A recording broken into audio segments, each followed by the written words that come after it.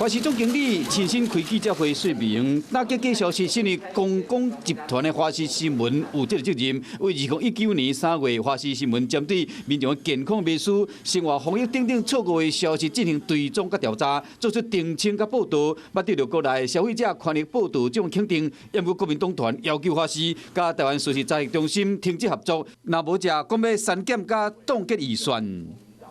他用这威胁我们新闻台不能做什么。 这一点，作为媒体负责人，我抱歉不能接受，所以我必须要召开记者会说明，就那么简单。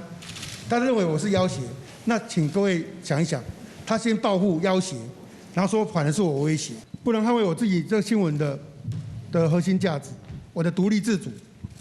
我必须跟各位讲，我也不适合在这个位置工作下去。讲到当时的情形，但是国民党在即使知道其实已经没有。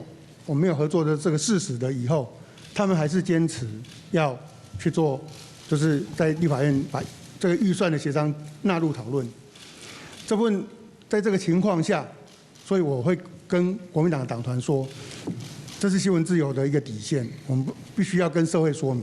强调讲新闻自由袂使和政治插手。概念上来讲，他根本是没有拿国家的预算，也因为这样子，所以他动不了华视。 他竟然拿台语台来开刀，求人得人。